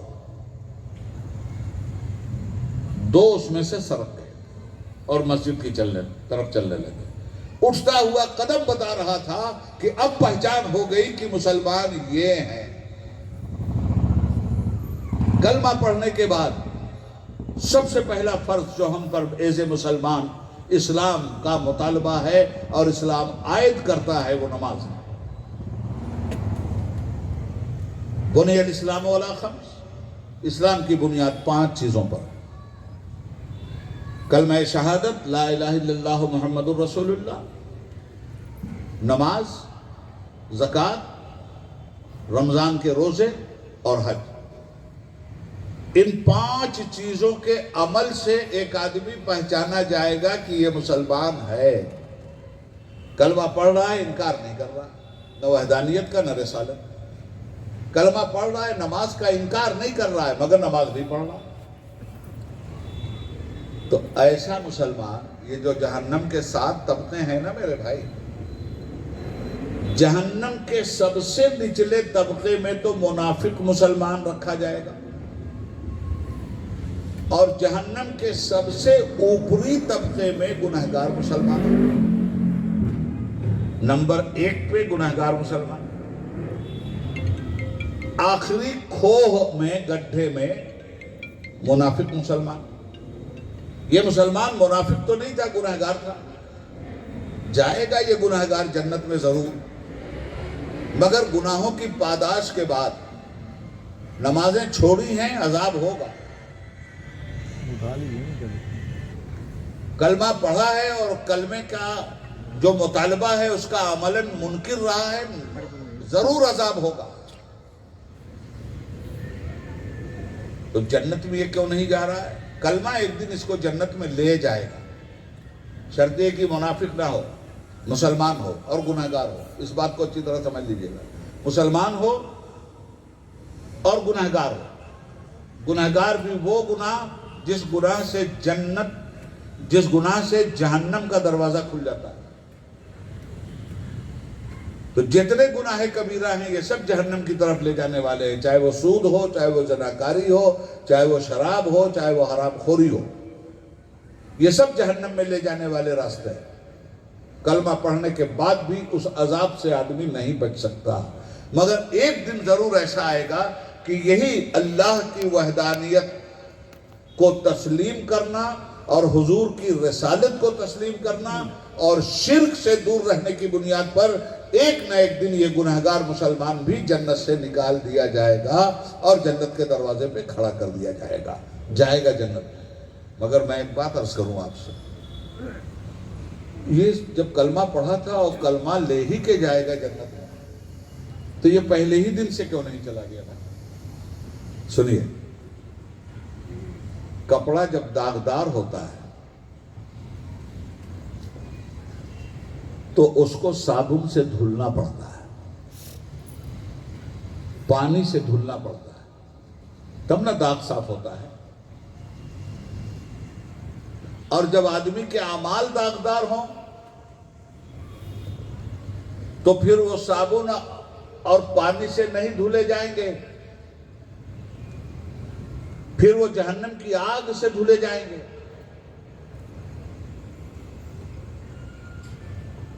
اور جب بالکل پاک صاف ہو جائے گا تب جنت میں داخل کیا جائے گا۔ کیوں؟ اس لیے کہ کلمہ جنت ناپاکی کی جگہ نہیں ہے، پاکیزہ جنت ہے، اور یہ ناپاک تھا، ناپاکی کے ساتھ جنت میں داخل نہیں ہو سکتا، اس لیے پہلے اس کی ناپاکی عذاب کی آگ سے ختم کی جائے گی، اس کے بعد جنت کا راستہ اس کے لیے کھلے گا۔ ایک مسلمان وہ ہے جو دل والی بات کہہ رہا ہوں، اس کا تو ثابت ہو گیا کہ اس کے دل نے جو تسلیم کیا تھا اور زبان سے جو اقرار کیا تھا، تسلیم سے اس نے انکار نہیں کیا تھا، مگر عملاً یہ منکر تھا، اعتقاداً یہ منکر نہیں تھا۔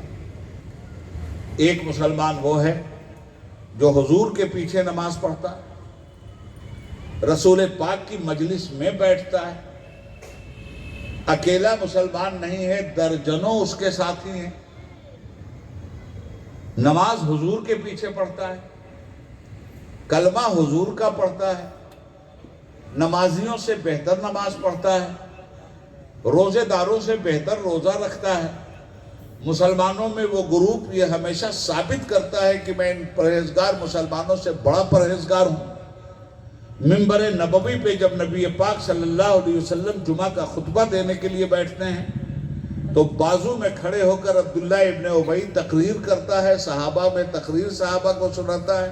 مسلمانوں دیکھ لو اس مقدس چہرے کو، پہچان لو رسول پاک کو، یہ اللہ کے آخری نبی ہیں، انہیں مانو گے اور عمل کرو گے تو جنت میں جاؤ گے، اور ان سے قدورت رکھو گے تو جہنم میں جاؤ گے۔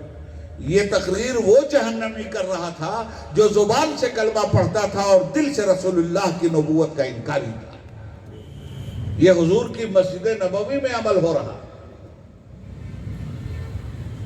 اور حضور کو دھوکہ دینے کے لیے جب یہ لوگ چلے گئے، اور جانے کے بعد کیا کہا انہوں نے؟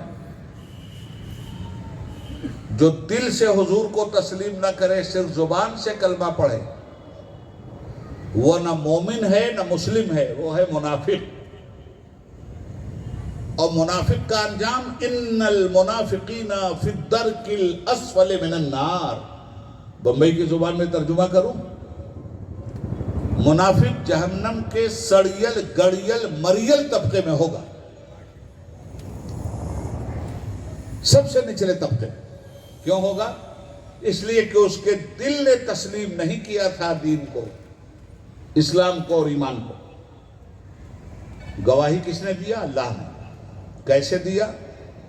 28واں پارہ سورہ منافقون کی پہلی آیت، اذا جاءک المنافقون، اے میرے نبی جب یہ منافق آپ کے پاس آتے ہیں، قالو کہتے ہیں، کیا کہتے ہیں؟ نشہد انک لرسول اللہ، ہم گواہی دیتے ہیں کہ آپ تو اللہ کے رسول ہیں۔ کیا گواہی دیا؟ آپ اللہ کے رسول ہیں، تو مسلمان مانا جائے گا نا۔ واللہ یعلم انک لرسول، میرے حبیب میں خوب جانتا ہوں کہ آپ میرے رسول ہیں، بھیجا تو میں نے۔ واللہ یشہد ان المنافقین لکاذبون، مگر اللہ گواہی دیتا ہے کہ ان کے دھوکے میں مت آئیے، یہ منافق جھوٹے ہیں۔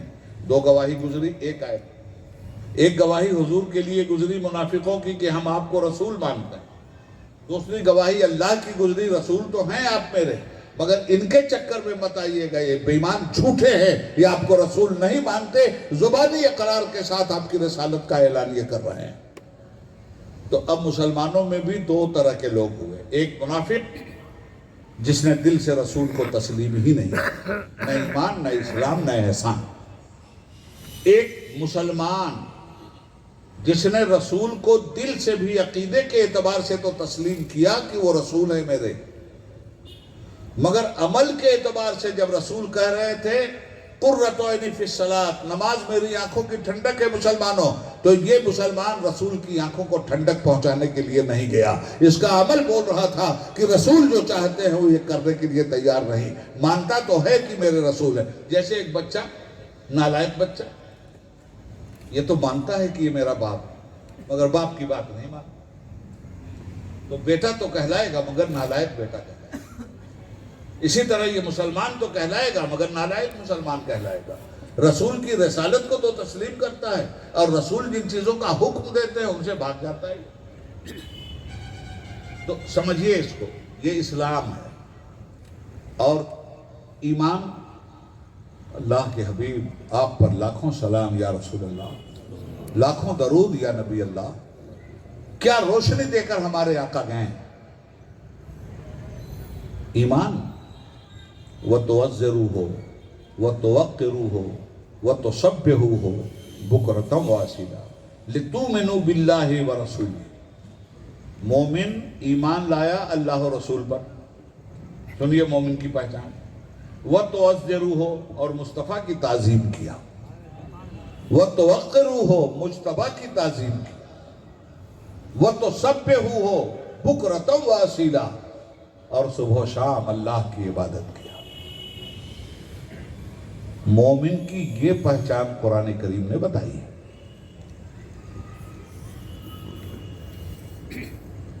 ایمان آگے آگے، سجدے پیچھے پیچھے، اور بیچ میں عظمت رسالت کی سواری۔ وَتُوَزِّرُوهُ وَتُوَقِّرُوهُ، میرے مصطفیٰ کی عزت کیا، میرے مصطفیٰ کی تعظیم کیا۔ تو تعظیم کا مطلب کیا ہوا؟ جلسے میں کہہ دیا نعرہ رسالت یا رسول اللہ، ہو گئی تعظیم؟ کھڑے ہو کے پڑھ لیا یا نبی سلام علیک، بس ہو گئی تعظیم؟ تعظیم کا اگر اتنا ہی مطلب سمجھا گیا ہے تو تعظیم کو سمجھنے میں سخت غلط فہمی پیدا ہوئی ہے۔ تعظیم کا مطلب یہ نہیں ہے کہ اس نوکر کی طرح جو بادشاہ کا غلام ہے، بادشاہ کے سامنے ہاتھ باندھ کے کھڑا ہے، حضور آپ بہت اچھے ہیں، حضور میں آپ کی بڑی تعریف کرتا ہوں، حضور میں آپ کی بڑی تعظیم کرتا ہوں، حضور 7 فرشی سلام، حضور 8 عرشی سلام، بس حضور سلام علیک سلام علیک سلام علیک، حضور سلام علیک حضور سلام علیک۔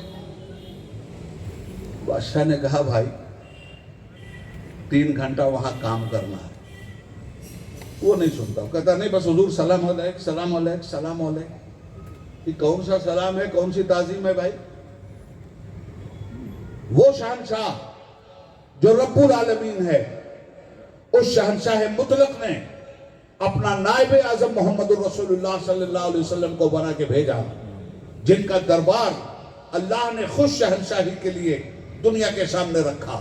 دنیا کے شہنشاہوں کی بارگاہ میں آپ اگر زور سے بولے بھی تو کوئی جرمانہ نہیں ہے، مگر اس زمین کے اوپر اور اس آسمان کے نیچے پروردگار نے اپنے نبی کو ایسا سلطان بنا کر کے بھیجا ہے کہ نبی کی بارگاہ میں جب آئے تو بارگاہ سلطانی نبوت میں ارشاد فرمایا جاتا ہے خبردار اس طرح مت بیٹھنا جس طرح آپس میں بیٹھتے ہو، اور اس طرح باتیں مت کرنا جس طرح آپس میں باتیں کرتے ہو۔ یا ایھا الذین آمنوا لا ترفعوا اصواتکم فوق صوت النبی ولا تجہروا لہ بالقول کجہر بعضکم لبعض ان تحبط اعمالکم وانتم لا تشعرون۔ اے ایمان والو، اے مومنوں، اس طرح مت بیٹھنا جیسے آپس میں بیٹھتے ہو۔ حضور کی مجلس میں آئے بیٹھ گئے، ادب تعظیم، اور حضور کی مجلس میں زور زور سے مت بولنا کہ حضور کی آواز نیچے ہو جائے اور تمہاری آواز اس پہ بلند ہو جائے۔ اگر ایسا کیا تم نے تو یہ جو نماز کی گٹھری لیے ہوئے پھرتے ہو گلی گلی، تباہ کر دیں گے ہم تم کو، یاد رکھنا۔ ان تحبط اعمالکم، نماز اعمال ہی تو ہے، روزہ اعمال ہی تو ہے۔ میرے مصطفیٰ کی بارگاہ میں زور سے بھی بولنے کی غلطی اگر تم نے کیا اور آداب نبوت سے ذرہ برابر بھی غفلت ہوئی، ان تحبط اعمالکم وانتم لا تشعرون، سب برباد کر دوں گا تمہارے سارے اعمال اور پتہ بھی نہیں چلنے دوں گا۔ عرض یہ کرنا چاہتا ہوں کہ ایمان کی منزل میں جب آدمی آتا ہے تو یہ یقین جب اس انگار خاکی میں ہوتا ہے یقین پیدا، یعنی ایمان جب اس انگار خاکی میں ہوتا ہے یقین پیدا، تو کر لیتا ہے یہ بالو پر روح لمی پیدا، اور یہ صاحب ایمان کہتا ہے میں کہاں رکتا ہوں عرش و فرش کی آواز سے، مجھ کو جانا ہے، ہو گیا بہت اونچا حد پرواز. تو 4 منٹ ہو، 5 منٹ ہو رہا، 5 منٹ. ہاں ٹھیک ہے. ہاں اصل میں موضوع ایسا ہے کہ ان لوگوں کی محبتوں کے سائے میں، اولیاء کرام کے فیض و برکات کے سائے میں، ان کا خادم عبید اللہ اعظمی کم از کم اس موضوع پہ 10 گھنٹہ بول سکتا ہے. وقت کی کمی دامنگیر ہو گئی، 5-7 منٹ آپ کا اور لے لیتا ہوں، اس لیے کہ لفظ احسان رہ گیا. عرض یہ کرنا چاہتا ہوں کہ ایمان کیا ہے. یا رسول اللہ، ہم تو گھوڑے دوڑا دیں گے سمندروں میں، آپ حکم تو دیں. کہتے ہیں نا ہم جان دے دیں گے آپ کو. یہی جان دیں گے جو حضور کی نماز کو 5 وقت قتل کر رہے ہیں؟ یہی جان دینے والی قوم سنی ہے جو سنیت کو ذبح کر رہی ہے بھوتڑی چوڑی سے؟ عرس میں کتنی ناجائز حرکات کھلم کھلا ہوتی ہے، ان بدعات کو روکنے والا کوئی نہیں. اور کہا جائے تو پروپیگنڈا کیا جاتا ہے عبید اللہ اعظمی کے 2 نٹ ڈھیلے ہو گئے ہیں، لگتا ہے یہ بھی وہی ہو گئے. کیا وہی ہو گئے بھائی؟ وہابی ہو گئے. اچھا، وہابی نماز پڑھتا ہے تو آپ نہیں پڑھیے گا، وہابی روزہ رکھتا ہے تو آپ نہیں رکھیے گا. مگر یہ لوگوں کو پھنسانے کی چال ہے. وہابی ہوگا ان کا باپ دادا عبید اللہ اعظمی، مفتی اعظم کا مرید ہے. سنیت کی اس سے بڑی دلیل ہندوستان میں تو نہیں ہے. اعلیٰ حضرت اس کے دادا پیر ہیں، اس سے بڑی سنیت کی دلیل ہندوستان میں تو نہیں ہوگی. اور اعلیٰ حضرت اور مفتی اعظم جو سنیت لے کے آئے ہیں وہ دربار رسول سے لے کے آئے ہیں، اور زندگی بھر یہی راستہ انہوں نے ہمیں دکھلایا. مگر اس ڈر سے ہم چپ ہو جائیں کہ عرس میں بدعتوں کے جو چراغ جل رہے ہیں اور سنتوں کے چراغ جو بجھائے جا رہے ہیں، اور منمانی قوالیاں ہو رہی ہیں، اور منمانا ناچ گانا ہو رہا ہے، اور عورتیں جا رہی ہیں آراس میں، اور لگے دم اور مٹے غم. تو اگر واقعی آپ خادم دین ربانی ہیں، واقعی اگر آپ کو دعوت اسلام دینی ہے، تو مت پرواہ کیجئے کسی کی گالی کی بوچھار کا اور کسی کے قتل کی تلوار کا. ملت کو بچائیے، کل اللہ کے یہاں فیصلہ ہونا ہے. تو ایمان کی مختصر سی تفسیر یہ ہے کہ سعد ابن وقاص سمندر کے سامنے، ادھر ایرانی فوج ہے مشرکوں، اس پار جانا، راستے میں دریا قہرمانی قوتوں کے ساتھ للکار رہا ہے مسلمانوں کو. اور صاحب ایمان کیا کہہ رہا ہے؟ مسلمانوں، سب سے پہلے میں گھوڑا ڈالوں گا دریا میں. میرے نبی کے دین کی عظمتوں کا پرچم مجھے ایران میں لہرانا ہے. میرے مصطفیٰ کی شوکت جمال مجھے ایرانیوں کو دکھلانا ہے. مجھے مسلمان کا ایمان کیا ہوتا ہے، کامل ایمان دنیا کو دکھلانا ہے. اور پھر اس کے بعد کیا مر گئے وہ لوگ یا ایران فتح کیا انہوں نے؟ لاہور کا قلندر کہتا ہے، دست و دست ہیں دریا بھی نہ چھوڑے ہم نے، بحر ظلمات میں دوڑا دیے کھوڑے ہم نے. تو ہی کہہ دے کہ اکھاڑا در خیبر کس نے، شہر باطل کا تھا جو اس کو کیا سر کس نے، توڑے مخلوق خداوندی کے پیکر کس نے، کاٹ کر رکھ دیے کفار کے لشکر کس نے. یہ تھا مومن. تو پہلے اسلام، پھر ایمان. جب ایمان دل میں اتر جاتا ہے تو آنکھوں پر اسلام کے دیے ہوئے پردے کا حجاب آ جاتا ہے. جب ایمان دل میں اتر جاتا ہے تو انسان ہر برائی سے رکتا ہے اور ہر بھلائی کی طرف متوجہ ہو جاتا ہے. صرف زبان سے اقرار نہیں کرتا، اس کا عمل نبی نبی بولتا ہے، اس کا اٹھنا نبی نبی بولتا ہے، اس کا بیٹھنا نبی نبی بولتا ہے، اس کا چلنا پھرنا نبی نبی بولتا ہے، اس کی حرکات و سکنات نبی نبی بولتی ہیں، اس کی زبان نبی نبی بولتی ہے، اس کا اسلام و ایمان نبی نبی بولتا ہے، اس کا گفتار، اس کا کردار، اس کے اقوال، اس کی تہذیب، اس کا تمدن، اس کا معاشرہ، یہ سب نبی نبی بولتے ہیں. یہ ہے ایمان.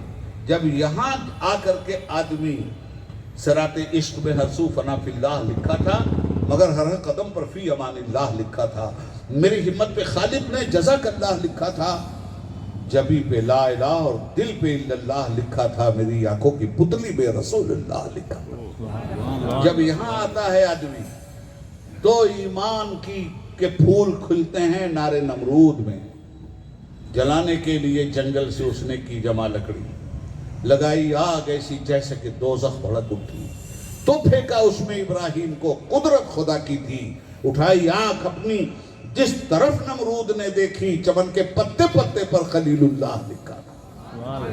مسلمانوں، ایمان کی اس منزل سے جب آدمی گزرتا ہے تو اب احسان کا دروازہ کھلتا ہے۔ 2 منٹ اور احسان کیا ہے؟ یہ احسان اصل میں دین میں 3 مراتب ہیں۔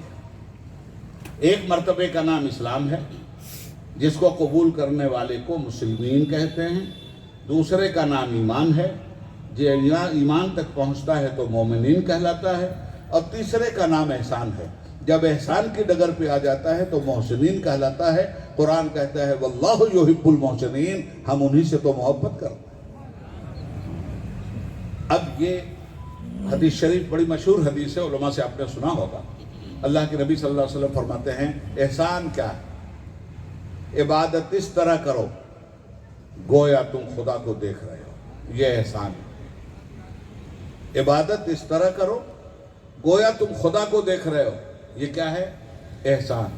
اور اگر اتنی اونچی چھلانگ نہ لگا پاؤ تو عبادت اس طرح کرو گویا تم خدا کو دیکھ رہے ہو، اور اگر اتنی اونچی چھلانگ نہیں تو عبادت اس طرح کرو کہ خدا تمہیں دیکھ رہا۔ یہ ہے احسان۔ اچھا، ایک امام ہیں،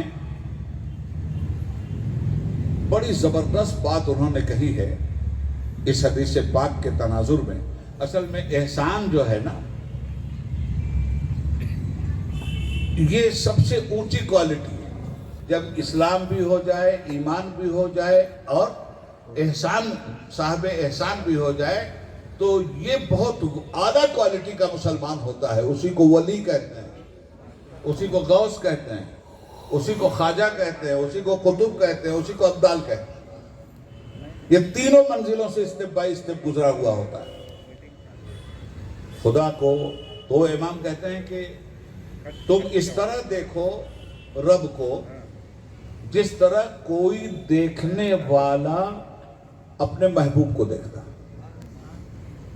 اچھا، تو اگر کوئی اپنے محبوب کو دیکھے جس سے واقعی اس کی محبت ہو، جو اپنے محبوب کے اشارے ابرو پہ اپنی جان دے دے، تو اپنے محبوب کے اٹھنے بیٹھنے، عادت، خصلت، حکم، تمام تر چیزوں کے قالب میں اپنے اعمال کو ڈھال لے گا۔ کسی بادشاہ کی محفل میں آپ بیٹھ گئے تو کتنا با ادب ہیں آپ،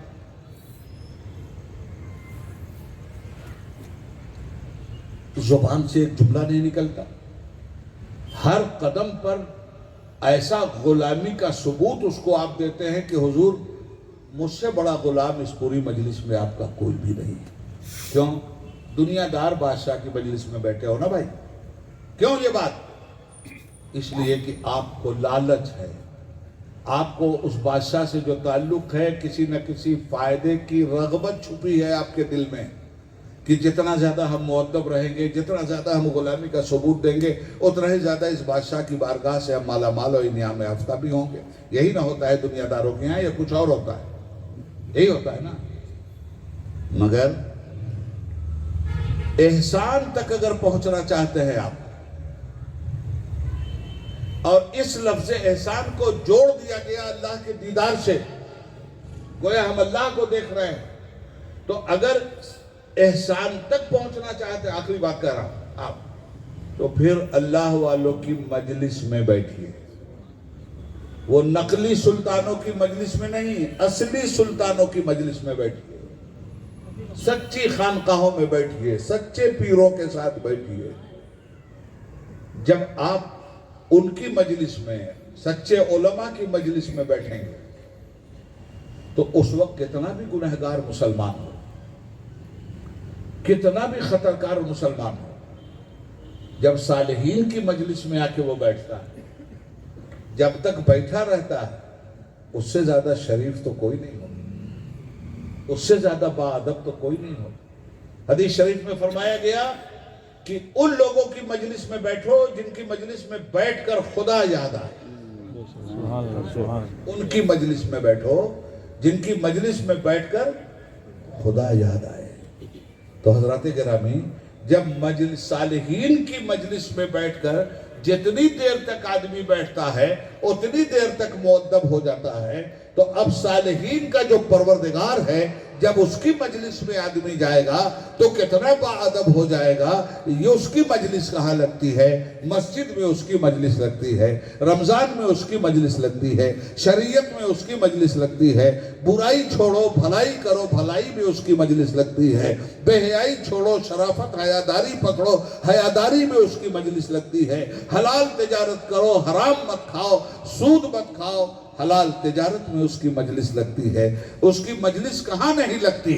اس کی مجلس ہر جگہ لگتی ہے۔ اور جب اس طرح سے وہ کیا چاہتا ہے اور کیا نہیں چاہتا، جو نہیں چاہتا اسے 3 طلاق دے دو، جو چاہتا ہے اگر تمہارا نفس نہیں چاہتا تو اس کو 2 تماچے مارو اور نفس کو کچل کر کے آگے بڑھ جاؤ، اس کی چاہت میں اپنے آپ کو غرق کر دو۔ اگر تم نے ایسا کیا اور نفس کو اس طرح سے تم نے مارا تو تم احسان کی منزل تک پہنچتے ہو۔ اور پھر فرمایا گیا کہ لوگ پوچھتے ہیں جنت کتنی دور ہے، بتا دو ان انسانوں کو کہ جنت صرف 2 قدم ہے۔ ایک قدم نفس سے امارہ اور ناجائز خواہشات پر رکھو، انہیں کچل دو، دوسرا قدم جنت میں ہوگا۔ تو یہ ایک مختصر سی تعریف میں نے کی ہے۔ یہ قصہ لطیف ابھی ناتمام ہے، جو کچھ بیان ہوا ہے وہ آغاز باب تھا۔ ایک مختصر سی تعریف میں نے کی ہے۔ حق تو یہ ہے کہ حق ادا نہ ہوا۔ یہ مضمون بہت وسعت چاہتا ہے، بہت بڑا بحر ناپیدا قرار ہے۔ اس میں ہمارے جیسا بھی تیرے تو کم سے کم 10 گھنٹہ کانٹینیو تیرنے کے لیے عزم و کمر ہمت باندھنے کے لیے تیار ہے۔ اللہ رب العالمین جتنا بھی ہم نے تیرے بندوں سے عرض کیا ہے، اے مولا اگر اس میں ہم سے کوئی جملہ شریعت کے خلاف نکلا ہو تو ہم اپنی عادت کے مطابق تیری بارگاہ میں کھلی ہوئی توبہ کرتے ہیں اور تیرے بندوں کو اس پر گواہ بناتے ہیں تاکہ آخرت کی پکڑ سے بچ جائیں۔ یا اللہ ہمیں اپنی شریعت پر، ایمان پر، اسلام پر، احسان پر عمل کرنے کی سچی توفیق عطا فرما اور ایسے پاک باز لوگوں کے ساتھ ہمیں رکھ، دنیا میں ایمان پہ رکھ اور آخرت میں ایمان پہ اٹھا۔ وآخر دعوانا ان الحمدللہ رب العالمین۔ السلام علیکم ورحمۃ اللہ وبرکاتہ۔